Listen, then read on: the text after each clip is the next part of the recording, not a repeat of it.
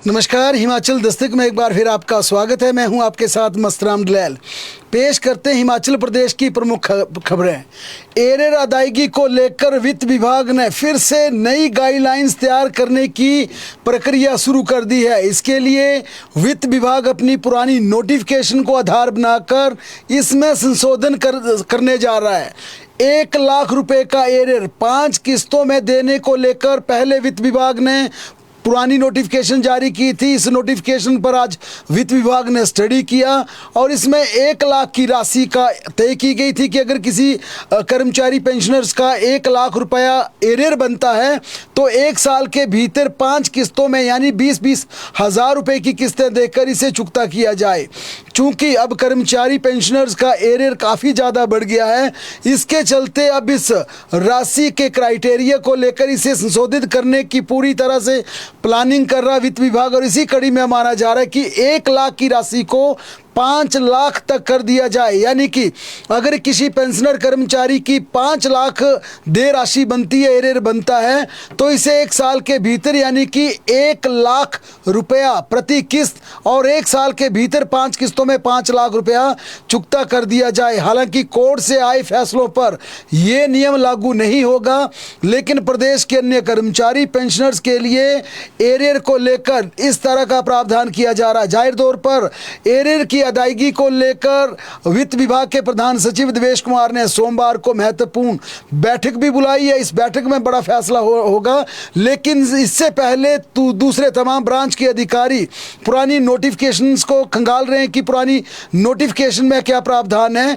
जाहिर तौर पर वित्त विभाग इस निंद्रा से इसलिए जागा क्योंकि हिमाचल प्रदेश हाई कोर्ट से बार बार राज्य सरकार को ये आदेश पारित किए जा रहे हैं कि पेंशनर जो 2016 से 21 के बीच रिटायर हुए हैं, उन तमाम पेंशनर्स को उनकी अदायगी, उनका चाहे वो रिवाइज स्केल हो या रिवाइज पेंशन हो, तमाम अदायगियां 6% इंटरेस्ट के साथ चुकता की जाए।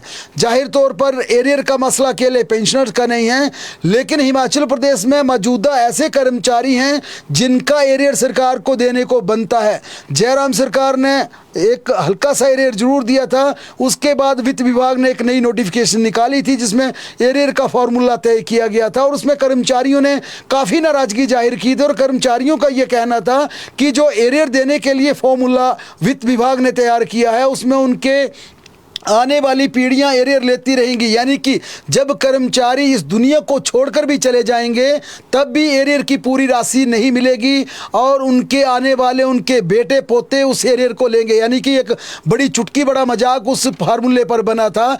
इसके बाद वित्त विभाग शांत हो गया था, लेकिन लगातार पेंशनर जिस प्रकार से हाई कोर्ट का रुख कर रहे हैं, कर्मचारी भी हाई कोर्ट की तरफ दरवाजा खटखटा रहे हैं। इसी के चलते वित्त विभाग इस पूरे मामले को लेकर गंभीर से गहन कर रहा कि आखिरकार इसके लिए क्या फॉर्मूला बनाया जाए। पिछली जयराम सरकार में एक नोटिफिकेशन हुई थी, उस नोटिफिकेशन में कहा था कि मैक्सिमम 50,000 का एरियर एक साथ रिलीज किया जाए और ट्रेजरी को लेकर इसे लेकर चिट्ठी भी जारी कर दी थी कि किसी भी पेंशनर कर्मचारी को एक साथ 50,000 से ज़्यादा एरियर ना दिया जाए। एक और इससे पहले जारी हुई नोटिफिकेशन को भी आज निकाला गया जिसमें यह कहा गया कि प्रत्येक पेंशनर कर्मचारी का अगर एरियर 1 लाख रुपया बनता तो उसे 5 किस्तों में 1 साल के भीतर 20-20 हज़ार रुपए की किस्तों में दिया जाए। लेकिन हमने पहले स्पष्ट किया कि अब ये 1 लाख की राशि बढ़ाकर 5 लाख हो सकती है और 5 लाख का एरियर 1 साल में 1-1 लाख रुपए की 5 किस्तों में मिल सकता है। लेकिन इससे भी बड़ी बात, ये नोटिफिकेशन जरूर खंगाली जा रही हैं, इसमें नए नियम बनाए जा रहे हैं, लेकिन अंतिम निर्णय सोमवार को लिया जाएगा जब वित्त विभाग के प्रधान सचिव देवेश कुमार तमाम विभागों से बैठक करेंगे। डिपार्टमेंट से ये एजेंडा मांगा गया कि आप लाइए आपके कितने ऐसे कर्मचारी हैं जिनका एरियर बनता है, एरियर की राशि कितनी है, कब से कब तक का एरियर है, डीए का एरियर कितना है, कर्मचारियों का एरियर कितना है, पेंशनर्स का एरियर कितना है, 2016 से 21 के बीच रिटायर्ड हुए कर्मचारियों का एरियर कितना है, पूरा ये खाका मंगवाया गया है और सोमवार को इस पर गहन मंथन होगा। इसमें यह भी देखा जाएगा कि हिमाचल प्रदेश हाई कोर्ट से पारित आदेश कितने हैं, हाई कोर्ट से कितने डिसीजन हुए हैं। उसके बाद एरियर पर यह सबसे बड़ा फैसला लिया जाएगा कि आखिरकार ये जो बार बार हाई कोर्ट से डायरेक्शन आ रही है और इसमें अधिकारियों के खिलाफ कार्रवाई की भी अदालत से बार बार आदेश पारित हो रहे हैं। आखिरकार इससे कैसे बचा जाए ताकि कर्मचारियों के हित में जिस प्रकार से हाई कोर्ट में आदेश पारित हो रहे हैं उनकी पालना भी हो जाए और राज्य सरकार की वित्तीय स्थिति भी ना डगमगाए। बहरहाल हिमाचल प्रदेश के स्कूलों पर भी कल महत्वपूर्ण फैसला होगा, क्योंकि कल शिक्षा विभाग के सचिव राकेश कंवर ने बैठक बुलाई और इस बैठक में राज्य के जो कम छात्रों की संख्या वाले स्कूल हैं उन स्कूलों को बंद करने और दूसरे स्कूलों में मर्ज करने पर फैसला होगा। साफ तौर पर सरकार ने इसके लिए पॉलिसी भी बनाई है कि जिन स्कूलों में 2 से कम छात्रों की संख्या उन स्कूलों को बंद कर दिया जाएगा और जिन स्कूलों का रेडियस 2 से 2.5 किलोमीटर के भीतर है और छात्रों की संख्या कम है उन्हें दूसरे स्कूलों में शिफ्ट कर दिया जाएगा। और मोटे अनुमान के तौर पर हिमाचल प्रदेश में 800 के करीब ऐसे स्कूल हैं जिनमें एक से दूसरे स्कूलों से दूरी करीब 2-2.5 किलोमीटर की है या छात्रों की संख्या 2 से कम या 5 से कम है। अब क्या सरकार अपनी पिछली गाइडलाइंस में इसमें बदलाव करना है या नहीं करना है, इसे लेकर कल शिक्षा सचिव राकेश कंवर ने डायरेक्टरेट और सचिवालय के अधिकारियों को बुलाया है और इस पर भी कल महत्वपूर्ण फैसला होगा। हिमाचल प्रदेश के पटवारी कानूनगो का स्टेट कार्डर, ये जिस प्रकार से राज्य सरकार ने कैबिनेट में ये आदेश पारित किया और इसे लेकर अब कैबिनेट की प्रोसीडिंग भी जारी हो गई है, लेकिन जो पटवारी कानून को इसका विरोध कर रहे हैं उनके लिए जरूर एक अच्छी खबर है, हल्की सी अच्छी खबर है कि जितने भी हिमाचल प्रदेश में मौजूदा पटवारी कानून को या सेकंड या जो कि तहसीलदार है जो कि डिवीज़न के भीतर ट्रांसफ़र किए जाते हैं उनका ट्रांसफरेबल होगा, यानी उन्हें हिमाचल प्रदेश के किसी भी हिस्से में ट्रांसफ़र कर दिया जाएगा। लेकिन फिलहाल उनका स्टेट कार्डर नहीं बनेगा। स्टेट कार्डर जो नई निकट भविष्य में भर्ती की जाएगी पटवारी कानूनों की, उनका स्टेट कार्डर बनेगा, यानी कि स्टेट कार्डर का पिछले जितने भी आज तक की भर्ती हुई है उन्हें स्टेट कार्डर में नहीं लिया जाएगा, लेकिन आगे जितनी भी भर्तियां चाहे पटवारी हो, कानूनगो हो या सेकंड क्लास के जितने भी नायब तहसीलदार बनेंगे उनका बाकायदा स्टेट कार्डर बनेगा और इनका कस्टोडियन डायरेक्टर लैंड रेवेन्यू को बनाया जाएगा। लेकिन ट्रांसफ़र अब हिमाचल प्रदेश में किसी भी हिस्से में पटवारी कानूनगो की हो सकती है।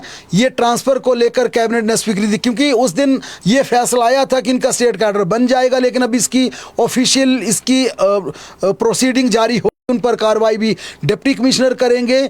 लेकिन डीएलआर सिर्फ आने वाले निकट भविष्य में जो पटवारी कानून को भर्ती होंगे उनकी अपॉइंटिंग अथॉरिटी डीएलआर होंगे, लेकिन मौजूदा जितने भी हिमाचल प्रदेश में पटवारी कानून को हैं उन्हें ट्रांसफ़र किया जा सकता है। उनकी तबादला नीति को लेकर प्रोसीडिंग में स्पष्ट कहा है कि इन्हें प्रदेश के किसी भी हिस्से में ट्रांसफ़र किया जा सकता है। जल शक्ति विभाग के एसडीओ को अधिशासी अभियंता बनाने की लंबे समय से करीब 1.5-2 महीने से ये फाइल आदर्श चुनाव आचार संहिता के चलते लटकी थी, लेकिन अब इन्हें लंबे इंतजार के बाद इनका एक्शन बनने का सपना साकार हो गया।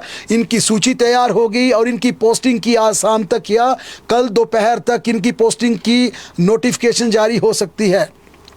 इसी डिपार्टमेंट के जल रक्षकों का मामला भी अब आने वाले समय में कैबिनेट की बैठक में जाएगा, क्योंकि कई सालों से 160 जल रक्षक हिमाचल प्रदेश में सेवाएं दे रहे हैं, दिन रात काम करते हैं, लेकिन वेतन महज इनको 5,500 रुपया मिलता है। लंबे समय से जिस प्रकार से बरसात का मौसम हो या बर्फीले स्थानों पर ये काम करते हैं, ये अपनी जान को हथेली पर रख कर काम करते हैं और 5500 रुपये यानी कि जो एक आला अफसर का टीए बिल बनता है, एक दिन का या खाने का लंच का बिल बनता है, उतना एक महीने के बदले इन्हें 5500 रुपया मिलता है।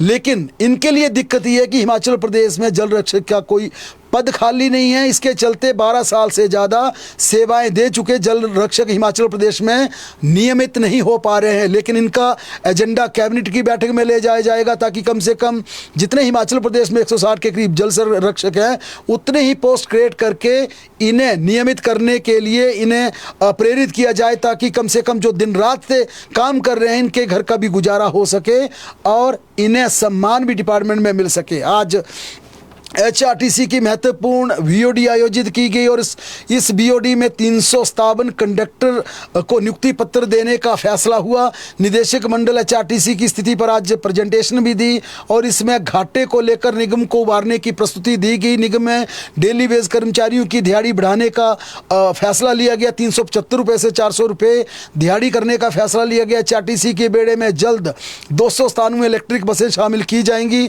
टेंडर प्रक्रिया फाइनल स्टेज पर है। सरकार ने इसकी गारंटी पहले दे दी है। 25 और इलेक्ट्रिक बसें खरीदने की HRTC ने आज हामी भर दी। वोल्वो फ्लीट के रूप में HRTC को तब्दील किया जाएगा। वोल्वो फ्लीट के नाम से जाना जाएगा। 24 नई बसें खरीदी जाएंगी। 250 डीजल बसों को भी HRTC खरीदेगा। 3200 में से HRTC के केवल 231 रूट फायदे में हैं, जबकि बाकी तमाम रूट घाटे में चल रहे हैं। लेकिन आज जो बड़ा फैसला हुआ, लंबे समय से कंडक्टर पास हो चुके थे, कमीशन से उनकी भर्ती हुई थी, लेकिन उन्हें नियुक्ति पत्र नहीं दिए जा रहे थे। इस पर आज deputy chief minister Mukesh Agnihotri ने कहा इन्हें जल्द अपॉइंटमेंट लेटर जारी कर दिए जाएंगे। 357 कंडक्टर को नियुक्ति पत्र दे दिए जाएंगे। 16 मार्च 2024 को इनका रिजल्ट घोषित कर दिया गया था, लेकिन अभी तक इन्हें तैनाती नहीं मिली थी।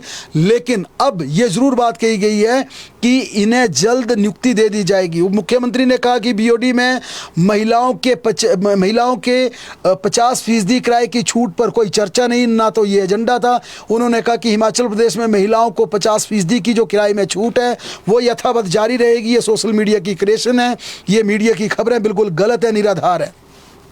हिमाचल प्रदेश में शिक्षक अवार्ड पॉलिसी में भी तब्दील किया गया। ये पॉलिसी आज जारी कर दी गई और शिक्षक अवार्ड पॉलिसी का नाम अब Himachal Pradesh state award for school teacher scheme कर दिया गया है। नियमित बटाई टीचर अवार्ड के लिए आवेदन किए जाएंगे। 24 शिक्षकों को सम्मानित किया जाएगा। 6 शिक्षकों को मिलेगा स्पेशल अवार्ड। अवार्डी की कैटेगरी के लिए यहाँ पर कैटेगरी में डिवाइड किया गया है और जिसमें हार्ड और जनरल एरिया से प्रिंसिपल के एक उम्मीदवार को लिया जाएगा। हेडमास्टर भी एक लिए जाएंगे। लेक्चरर जनरल से 2 हार्ड एरिया से, 1 DP जनरल कैटेगरी से, 1 हार्ड एरिया से, 1 PT जनरल कैटेगरी से, 1 हार्ड एरिया से, 1 TGT जनरल कैटेगरी से, 3 हार्ड एरिया से, 1 C&B जनरल कैटेगरी से, 2 हार्ड एरिया से, 1 JBT जनरल कैटेगरी से, 4 हार्ड एरिया से 2। शिक्षक अवार्ड के लिए 5 साल का एक्सपीरियंस बेहद जरूरी रखा गया, मैंडेटरी रखा गया। संबंधित विषय में रिजल्ट 75% से ज़्यादा होना चाहिए।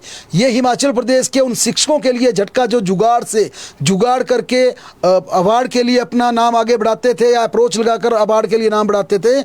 लेकिन नई पॉलिसी के अनुसार वह हिमाचल प्रदेश में उन टीचर्स को अवार्ड दिया जाएगा जो सही मायने में इसके हकदार होंगे। और ये पहली बार क्राइटेरिया रखा गया है कि उसी टीचर को हिमाचल प्रदेश में अब स्टेट अवार्ड दिया जाएगा जिसका अपने सब्जेक्ट में मोर देन 75 अबव 75 रिजल्ट होगा। इसके अलावा 50% सेवाएं ग्रामीण क्षेत्रों में भी ज़रूरी होंगी। आपको जुगाड़ से आपको शहरों में नौकरी नहीं करनी होगी, बल्कि आपको रिमोट एरिया में भी जाना होगा। फिलहाल 30 जुलाई तक शिक्षक ऑनलाइन इसके लिए अप्लाई कर सकते हैं। 23 जुलाई को कैबिनेट सब कमेटी की बैठक बुलाई गई है। पेपर लीक में फंसे 5 अन्य पोस्ट कोड की भर्ती पर फैसला इसमें हो सकता है। कैबिनेट सब कमेटी में रोड मैप तैयार कर कैबिनेट में इसकी अंतिम मंजूरी के लिए प्रपोजल जाएगा। उससे 5 पोस्ट कोड के 600 से ज़्यादा रिजल्ट घोषित हो सकते हैं, जिसमें ड्राइंग मास्टर के 314, लाइनमैन के 186, क्लर्क के 82, जेई सिविल के 12, स्टेनोग्राफर के 36 पदों का रिजल्ट घोषित होना है। Deputy chief minister Mukesh Agnihotri की अध्यक्षता में ये बैठक होगी। अगस्त तक रिजल्ट घोषित होने की संभावना है। 3 पोस्ट कोड संख्या 903, 939, 817 के रिजल्ट घोषित करने की कैबिनेट से पहले मंजूरी मिल चुकी है, लेकिन अभी तक 817 का रिजल्ट घोषित नहीं हो पाया। इसके चलते आज 817 के तमाम जितने भी एप्लीकेंट्स थे, अब वहाँ पर अभ्यर्थी थे, उन्होंने राज्य चयन आयोग का घेराव किया और जबरदस्त तरीके से विरोध प्रदर्शन किया और वहां पर हड़ताल पर भी बैठ गए हैं। इस पूरे मामले को लेकर जब हमारी राज्य चयन आयोग से बात की तो उन्होंने फिर कहा कि हमने 1 हफ्ते के भीतर हम 817 का रिजल्ट घोषित कर देंगे। जाहिर तौर पर जब पिछले महीने हमने राज्य चयन आयोग से बात की थी तो कहा था कि 10 तक स्क्रूटनी होगी, 15 तक हम रिजल्ट घोषित कर देंगे, 15 को कहा कि हम 20 से पहले कर देंगे। लेकिन आज राज्य चयन आयोग ने नया दावा किया है कि हमने 1 हफ्ता और मांगा, अगले 1 हफ्ते में रिजल्ट घोषित कर दिया जाएगा। अब देखना यह है कि जिस रिजल्ट को घोषित करने के लिए चयन आयोग ने महीनों का नहीं, दिनों का नहीं, सालों का इंतजार कराया है, क्या वाकई वो 1 सप्ताह के भीतर उस रिजल्ट को घोषित कर देगा, या यूं ही जेओआईटी वालों को धरने पर बैठकर अपने रिजल्टों के लिए गिड़गिड़ाना पड़ेगा। हिमाचल प्रदेश में 2000 से ज़्यादा शिक्षक प्रमोशन लट गई है। टीजीटी के एसीआर निर्देशों के बावजूद भी निदेशालय में एसीआर नहीं पहुंच पाई। ऐसे में लेक्चरर के 900 पदों पर प्रमोशन में देरी होगी। प्रिंसिपल के 240 पदों पर भी प्रमोशन का इंतजार है। 1000 के करीब जेबीटी से टीजीटी का भी रिकॉर्ड नहीं पहुंचा है। सरकार के आदेशों पर भी शिक्षा विभाग में प्रमोशन में देरी हुई है। अब जल्द जिलों की वरिष्ठता के आधार पर एसीआर भेजने के कड़े फरमान सरकार की तरफ से जारी किए गए हैं। आज भारतीय जनता पार्टी कार्य समिति की बैठक ऊना में संपन्न हुई। इसमें लोकसभा और विधानसभा उपचुनावों के प्रभारियों ने अपनी अपनी रिपोर्ट पार्टी अध्यक्ष डॉक्टर राजीव बिंदल को सौंपी। पार्टी सूत्रों की माने तो सुजानपुर, गगरेट, कुटलैहड़, देरा, नालागढ़ और लाहौल स्पीति विधानसभा सीट पर भारतीय जनता पार्टी की हार की बड़ी वजह भीतरघात है, यानी कि भाजपा को खुद भाजपा ने हराया है। सूत्र बताते हैं कि भीतरघात करने वाले नेताओं के खिलाफ पार्टी एक्शन लेने का मन बना चुकी है। आज बैठक में यह भी बात उठी कि कांग्रेस ने सत्तारूढ़ दल था इसलिए सरकारी मशीनरी का दुरुपयोग भी किया। यह भी हार की एक बड़ी वजह है। खासकर सुजानपुर सीट पर पार्टी प्रत्याशी राजेंद्र राणा की हार के लिए पार्टी की गुटबाजी का ठीकरा फोड़ा गया। इस सीट पर बीजेपी ने भीतरघात की शंका पहले जाहिर कर दी थी। सूत्रों के अनुसार नालागढ़ में भी बीजेपी के बागी हरप्रीत सिंह ने निर्दलीय चुनाव लड़ा, 13,000 से ज्यादा वोट लिए। यहां पर भी पार्टी के साथ जबरदस्त खेला हुआ भीतरघात हुआ, जिस कारण वहां पर भाजपा के केएल ठाकुर हार गए। लाहौल स्पीति में भी बीजेपी के बागी पूर्व मंत्री रामलाल मारकंडा ने निर्दलीय चुनाव लड़ा, दूसरे नंबर पर रहे। यहां पर भी बीजेपी को अपनी जमानत जब्त करवानी पड़ी। देरा सीट पर भी हार की वजह यहां पर भीतरघात बताया गया है। जाहिर तौर पर भीतर से देरा में मुख्यमंत्री सुखविंदर सिंह सुक्खू की पत्नी कमलेश ठाकुर ने भाजपा के होशियार सिंह को हराया है। कमोबेश गगरेट और कुटलैहड़ में भी बीजेपी की अंदरूनी गुटबाजी को हार का एक बड़ा कारण बताया गया है। चुनाव प्रभारियों द्वारा पार्टी प्रदेशाध्यक्ष राजीव बिंदल को सौंपी गई रिपोर्ट अब राष्ट्रीय अध्यक्ष प्रकाश नड्डा को सौंपी जाएगी। कार्य समिति में हरियाणा के पूर्व मुख्यमंत्री एवं केंद्रीय मंत्री मनोहर लाल खट्टर भी दोपहर बाद उपस्थित हुए। इसके अलावा भाजपा के राष्ट्रीय उपाध्यक्ष सुदान सिंह, प्रदेश भाजपा प्रभारी श्रीकांत शर्मा, सह प्रभारी संजय टंडन, पूर्व मुख्यमंत्री एवं नेता प्रतिपक्ष जयराम ठाकुर, पूर्व केंद्रीय मंत्री अनुराग ठाकुर, पार्टी अध्यक्ष राजीव बिंदल इस बैठक में उपस्थित रहे। कार्य समिति में प्रदेश भर से 700 से अधिक पार्टी पदाधिकारियों ने हिस्सा लिया। अब बड़ा सवाल, क्या भाजपा ने 2 बड़े कारण जिस प्रकार से हार के बताए, पहला सत्तारूढ़ ने सरकारी मशीनरी का दुरुपयोग किया, तो कौन सा दल जो है वो सरकारी मशीनरी का दुरुपयोग नहीं करता? क्या जब भारतीय जनता पार्टी सत्ता में थी वह सरकारी मशीनरी का दुरुपयोग नहीं करती थी? दूसरी, पार्टी ने भीतरघात किया, तो पार्टी के भीतरघात के बाद दूसरा बड़ा सवाल यह है कि क्या भाजपा के जिन कार्यकर्ताओं पर भीतरघात का आरोप लगाया जा रहा है, भाजपा नेताओं पर हराने का आरोप लगाया जा रहा है, जब टिकट आवंटन किया गया तो वो दिल्ली बैठकर फैसला हुआ या ग्राउंड लेवल पर किसी को पूछा गया? ये 2 पक्ष हैं। ये भाजपा के बीच 2 पक्ष चल रहे हैं। पहला पक्ष कि हमें भाजपा ने हराया, दूसरा पक्ष जब आपने टिकट दिए तो आपने क्या कैंडिडेट हमारे ऊपर थोप दिए या हमसे पूछा, हमारी राय भी ली? क्योंकि कई नेताओं का यह कहना था, जिसमें रामलाल मारकंडा था या तमाम नेता थे, नाम अब पीछे बात छूट चुकी है, कई नेताओं ने यह बात कही, हमें एक बार बिठाकर पूछ लिया होता कि यह पार्टी का सैद्धांतिक फैसला है, मदद कीजिए, अगला टिकट आपको दे देंगे। लेकिन नहीं माना। जब वर्कर्स के सेंटीमेंट को हट किया गया तो नतीजे इस तरह के आने थे। बहरहाल अब इस हार पर पोस्टमार्टम शुरू हो गया है। अब देखना क्या वाकई ही कार्रवाई होगी या उन नेताओं को गले लगाना पड़ेगा जिनकी वजह से पार्टी हारी है।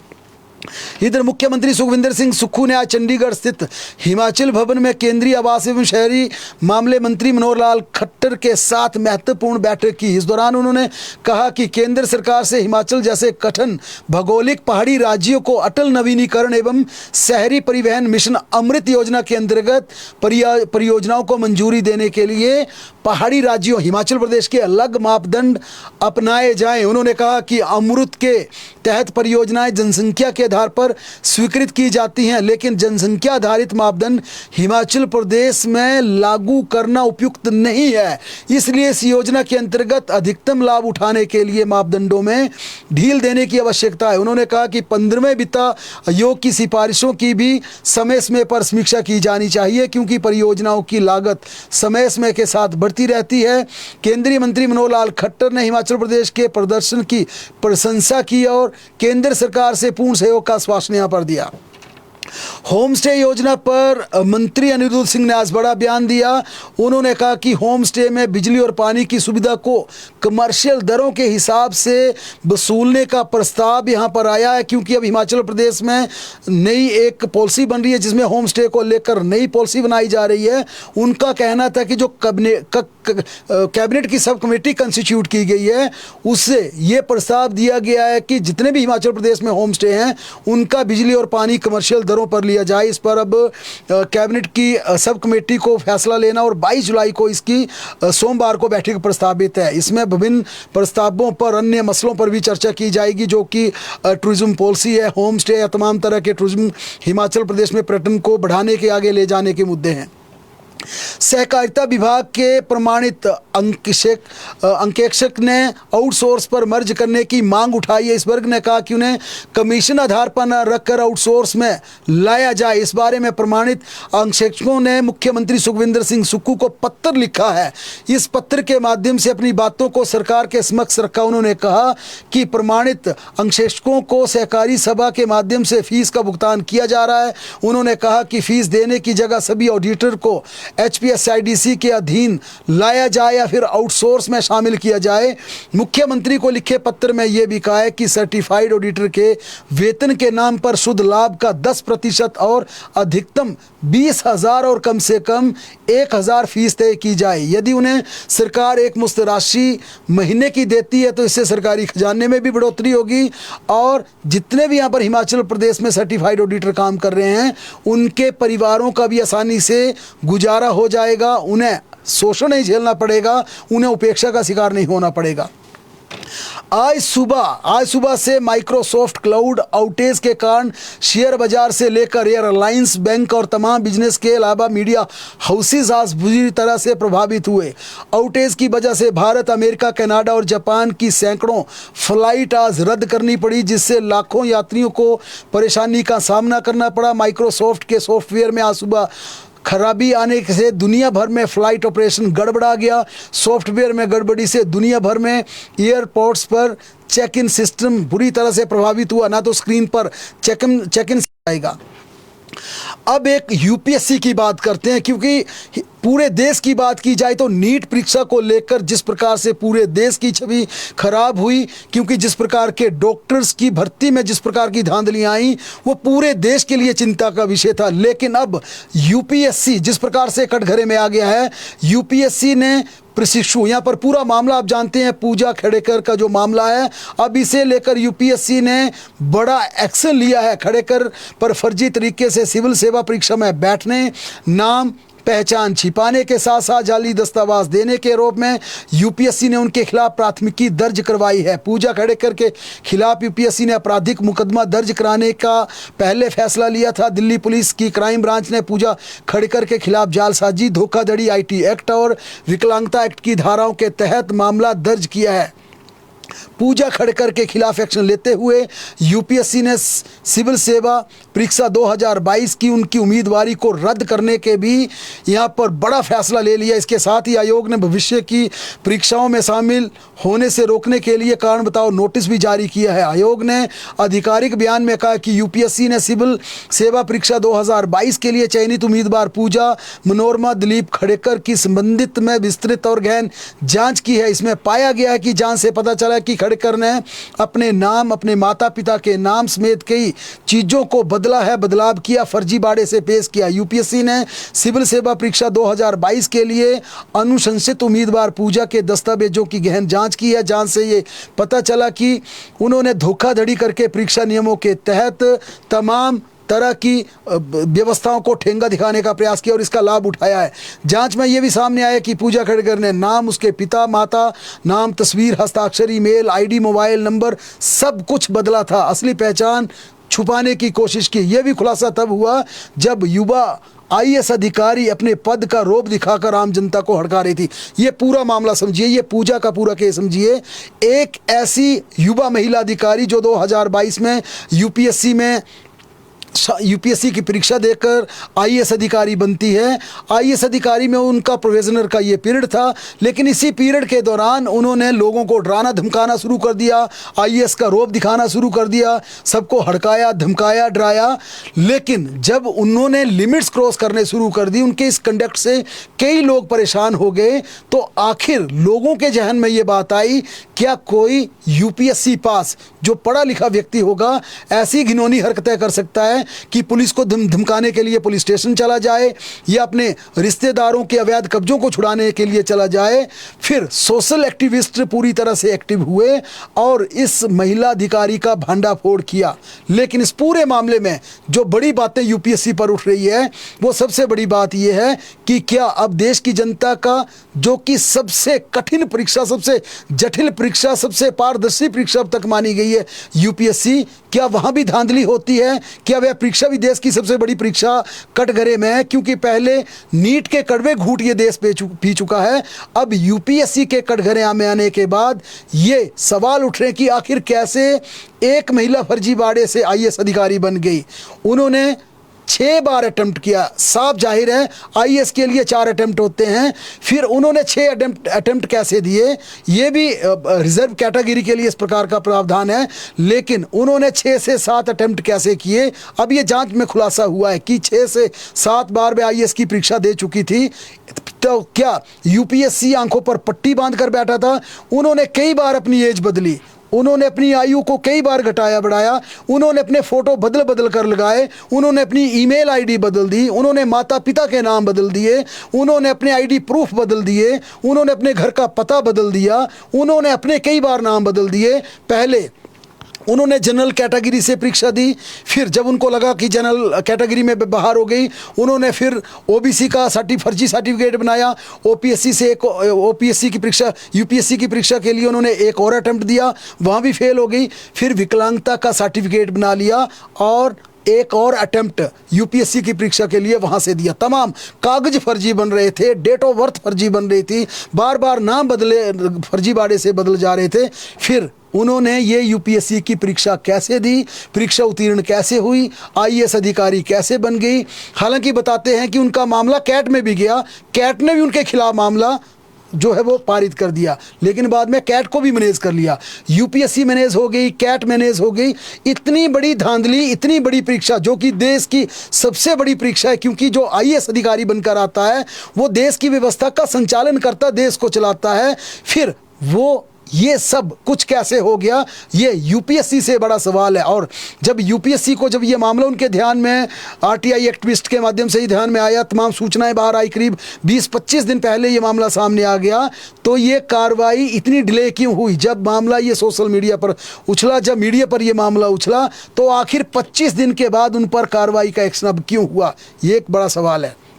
उधर हिमाचल प्रदेश हाई कोर्ट ने जल शक्ति विभाग को आदेश जारी कर चौपाल के 7 गांवों को रोजाना पीने का पानी मुहैया करवाने के कड़े आदेश जारी किए हैं। कोर्ट ने विभाग को ये व्यवस्था टैंकरों अथवा किसी अन्य संसाधनों से सुनिश्चित करने के आदेश जारी किए हैं। मुख्य न्यायाधीश MS रामचंद्र राव और न्यायाधीश सत्येन वैद की खंडपीठ ने कहा कि पीने के पानी का अधिकार हर नागरिक का मौलिक अधिकार है, जो संविधान के अनुच्छेद 21 में जीवन के अधिकार में वर्णित है। जिला शिमला के तहसील चौपाल में गांव सिल्ला, बड़लोग, शापरा कोट, नाहर, थलोग, गगाना और बागना के बाशिंदों को पीने का पानी की समस्या को लेकर प्रार्थी देवेंद्र सिंह ने जनहित याचिका दायर की थी और इस पर कोर्ट ने आज ये साफ कहा कि पीने के पानी का मौलिक अधिकार है जनता का, वो जल शक्ति विभाग को देना पड़ेगा।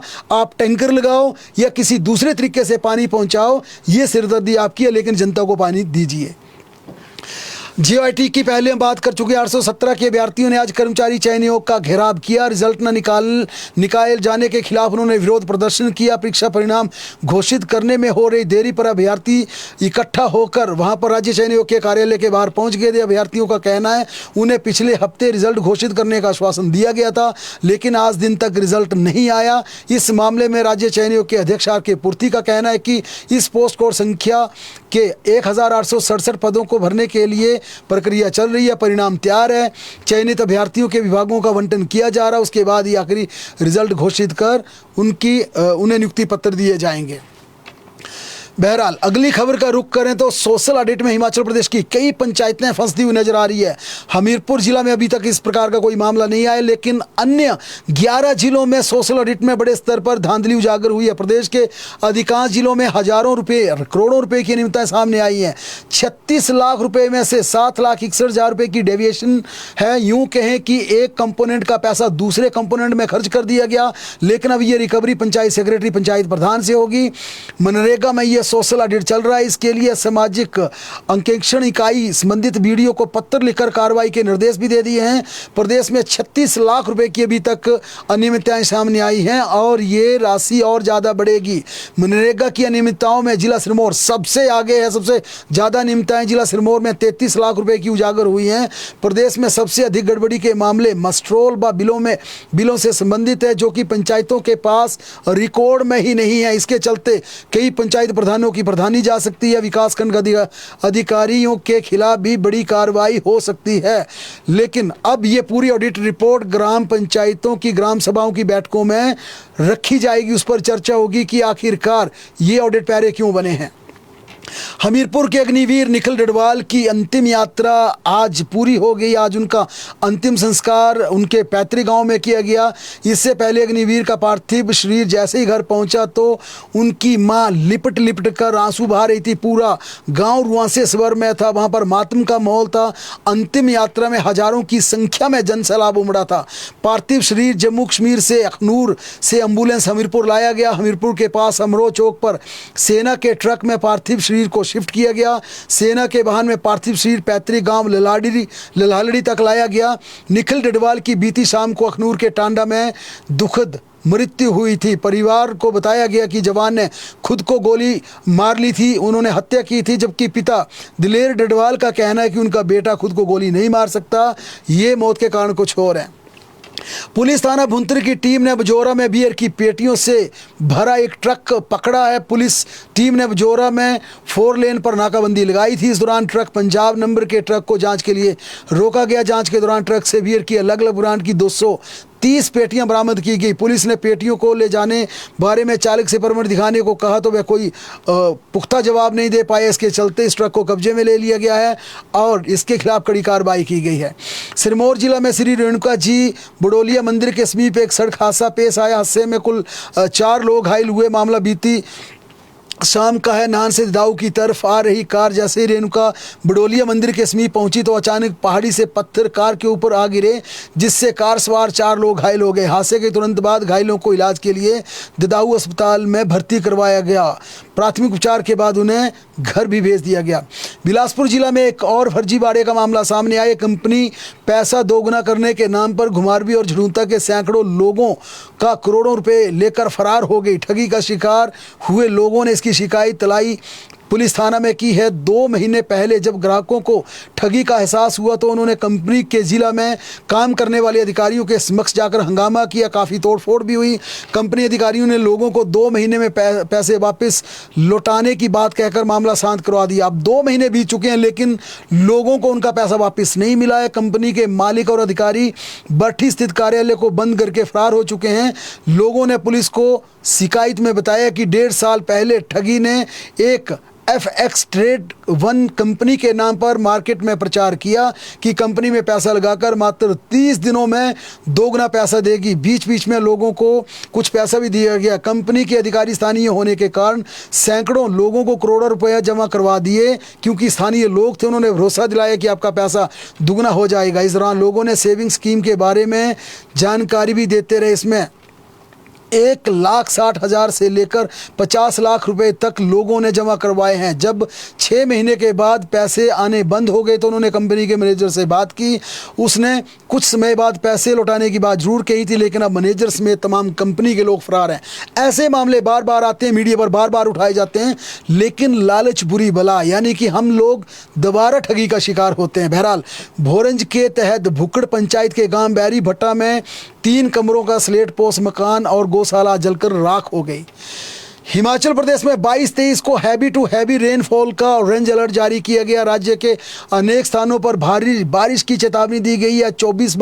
25 जुलाई को भी अनेक स्थानों पर भारी बारिश होगी। बीते 24 घंटों में नाहन शिमला में भारी बारिश दर्ज हुई है। आगामी दिनों में भी सभी जिलों में बारिश का पूर्वानुमान है और ये दूसरी बार ऑरेंज अलर्ट है। अब देखना इस ऑरेंज अलर्ट में जो बड़ी बारिश की चेतावनी दी गई है वो कितनी स्ट्रिक्ट बैठती है। हालांकि रात के समय ये जरूर कहा था कि हैवी रेन यहाँ पर होगी, लेकिन शिमला में रात 1 से 2 बजे के बीच जरूर भारी बारिश हुई। लेकिन अब भी प्रदेश के कई हिस्से मानसूनी बरसात को तरस रहे हैं और लगातार मौसम विज्ञान केंद्र की जो लगातार पूर्व अनुमान आ रहे हैं उसकी तरफ नजरें गाड़े बैठे हैं कि किसी दिन तो मौसम विज्ञान केंद्र की भविष्यवाणी सच बस ठीक साबित हो। बहरहाल प्रदेश की तमाम खबरों के लिए लगातार जुड़े रहें हमारे साथ, देखते और पढ़ते रहें।